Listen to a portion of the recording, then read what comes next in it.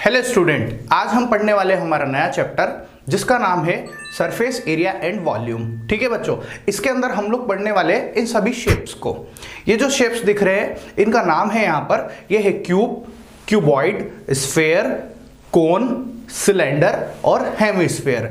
इन सभी शेप्स के बारे में हम लोग डिटेल में स्टडी करेंगे बच्चों। ठीक है, इनके फॉर्मूले कहाँ से आए हैं, किस तरीके से इसके फॉर्मूले बनते हैं, ये सभी चीज मैं आपको आज यहाँ पे समझाना बताने वाला हूँ बच्चों, जिसके अंदर आपको रटना ना पड़े। ठीक है, अच्छा साथ के साथ मैं आपको ये भी बता दूं कि ये जितने भी शेप्स है ये हमारी डेली लाइफ में उपयोग में आते हैं, सभी के सभी बहुत ज्यादा यूजफुल है। जैसे मैं आपको बताऊं कि जैसे हम क्यूब के बारे में बात करें तो आपको जो ये शेप नजर आ रहा है, ठीक है, ये है हमारा क्यूब, ये बॉक्स है, और बॉक्स क्यूब या क्यूबॉइड दोनों में से कुछ भी हो सकता है बच्चों। जैसे मैं आपको बताऊं स्फेयर, ठीक है, ये स्फेयर है, ये जो बॉल है ये हमारी क्या है, स्फेयर है। ठीक है, जैसे मैं आपको बताऊं कोन, ये हमारा कोन, जो बर्थडे कैप होती है ये कोन होती है बच्चों। जैसे मैं आपको बताऊं सिलेंडर, ये सिलेंडर है बच्चों। इवन हमारा जो मार्कर होता है जिसके थ्रू हम लोग लिखते हैं, है ना, वो भी क्या होता है, सिलेंडर होता है बच्चों। अच्छा, जैसे कि ये होता है हमारा हेमिस्फेयर। हेमिस्फेयर और कुछ नहीं बच्चों, सिंपल सी बात है कि जैसे एक स्फेयर होता है, अगर उसको हम ऐसे कट कर दे तो जो आधा बचा हुआ पोर्शन है वो हेमिस्फेयर होता है। जैसे और मैं आपको समझाने के लिए,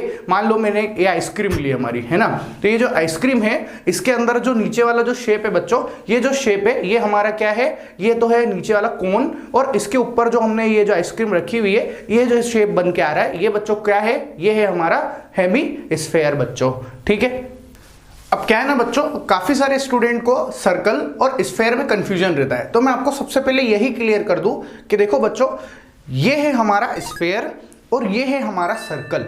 देखो स्फेयर जो है ऐसा मतलब एक बॉल टाइप का होता है ना, और सर्कल एक चपाती है, रोटी जो हम खाते हैं ना वो चपाती है हमारी। ठीक है, तो ये दोनों में डिफरेंस होता है, आप दोनों को लेके कंफ्यूज ना हो जाए। होता क्या है कि जब हम नोटबुक पे इसको बनाते हैं तो हम सर्कल को भी उसी तरीके से बनाते हैं और स्फेयर को भी उसी तरीके से। क्यों? क्योंकि हम नोटबुक पे 3D ऑब्जेक्ट्स नहीं ड्रॉ कर सकते। ठीक है, इसी तरीके से मैं आपको बता दूं, जैसे ये क्यूब है ना, ये क्यूब है हमारा, घन बोलते हैं जिसको, और ये स्क्वायर है, वर्ग है बच्चों हमारा। ठीक है, तो ये दोनों में डिफरेंस है। इसी तरीके से बच्चों मैं आपको क्यूब और क्यूबॉइड, घन और घनाभ में भी अंतर बता देता हूं। देखो ये है हमारा क्यूब और ये है हमारा क्यूबॉइड। ध्यान से समझना, ये जो क्यूब होता है जिसको हम घन बोलते हैं, इसके अंदर देखना, ये जो आपको नजर आ रहा होगा ये इसकी लेंथ है, ठीक है, ये विड्थ है और ये इसकी हाइट है बच्चों। ठीक है, अब इसके अंदर क्या होता है कि इसमें लेंथ, विड्थ और हाइट सब इक्वल होती है बच्चों, ये ध्यान रखना है आपको। ठीक है, और जो ये क्यूबॉइड है, इस क्यूबॉइड के अंदर लेंथ, विड्थ और हाइट तीनों इक्वल नहीं होती बच्चों, है ना, अलग अलग होती है। या ऐसे समझ सकते हैं कि इसमें कोई सी दो चीजें तो इक्वल हो जाएगी पर तीसरी जो है वो अलग रहेगी बच्चों। ठीक है, तो ये क्यूब और क्यूबॉइड में डिफरेंस होता है बच्चों। तो बच्चों मैं आपको 3D ऑब्जेक्ट पढ़ाने से पहले कुछ ओवरव्यू आपको 2D ऑब्जेक्ट का भी दे देता हूं। ठीक है बच्चों, तो जैसे ये है हमारा सर्कल, है ना, इस सर्कल के अंदर ये जो सर्कल का हमने पढ़ा है ना, इस सर्कल का एरिया बताइए क्या होता है, पाई आर स्क्वायर बच्चों। क्या होता है, पाई आर स्क्वायर। ठीक है, जहां पर आर जो है वो है हमारी रेडियस, त्रिज्या बोलते हैं जिसको हम इस सर्कल की। ठीक है बच्चों, इसी तरीके से ये है हमारा स्क्वायर जिसको हम बोलते हैं वर्ग। ठीक है, यहां पर इस वर्ग की, ये तो है इसकी लंबाई, लेंथ, वो भी देखो वर्ग के अंदर क्या होता है, लंबाई और चौड़ाई, लेंथ एंड विड्थ दोनों इक्वल होती है बच्चों। ठीक है, इसलिए मैं यहां पर ए मान रहा हूं और इसको भी ए मान रहा हूं, तो इसका एरिया, इसका क्षेत्रफल कितना होगा, ए स्क्वायर हो जाएगा, भुजा का स्क्वायर या साइड का स्क्वायर बोलते हैं बच्चों। ठीक है, उसके बाद में हमारे पास ये आता है आयत, जो कि है रेक्टेंगल। देखो रेक्टेंगल और स्क्वायर इन दोनों में एक ही डिफरेंस है बच्चों, और वो डिफरेंस क्या है कि यहां पर स्क्वायर के अंदर लेंथ और विड्थ दोनों सेम होती है, जबकि रेक्टेंगल के अंदर लेंथ अलग होती है और विड्थ अलग होती है बच्चों। ठीक है, यहां पर तो इसका एरिया कितना होता है, लेंथ इंटू विड्थ होता है बच्चों। ठीक है, इसी के साथ में अब जब मैंने एरिया की बात करी है तो मैं आपको इसके पेरीमीटर, इसके परिमाप के बारे में भी बता ही देता हूं बच्चों साथ के साथ। ठीक है, ये सभी इंपॉर्टेंट फॉर्मूले जो हमें ध्यान रखना है। यहां पर जो सर्कल है, इस सर्कल का जो पेरीमीटर है या इसकी जो सर्कल में पेरीमीटर परिमाप होता है उसको हम लोग बोलते हैं परिधि।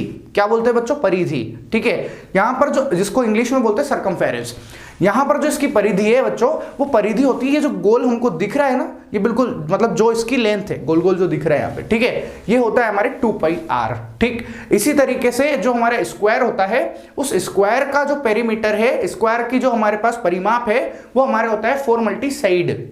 ठीक है, और इसी तरीके से हमारे पास में जो है जो रेक्टेंगल है, ठीक है बच्चों, जो रेक्टेंगल है उसका पेरीमीटर, उसका परिमाप हमारे पास होता है 2 bracket L plus B bracket close, ठीक है। इट मींस 2 कोष्टक लंबाई प्लस चौड़ाई, ये हमारे परिमाप के फॉर्मूले हैं। ये हमने छोटी क्लासेस में भी पढ़ रखे हैं, पर एक ओवरव्यू मैं आपको रिवाइज करवा रहा हूं, इसलिए मैंने यहां पर ये सारी चीजें बता दी बच्चों, ठीक है। तो चलिए बच्चों, अब हमारा चैप्टर स्टार्ट करते हैं हम लोग। सबसे पहले हम स्टडी करते हैं हमारे क्यूब के बारे में, ठीक है बच्चों।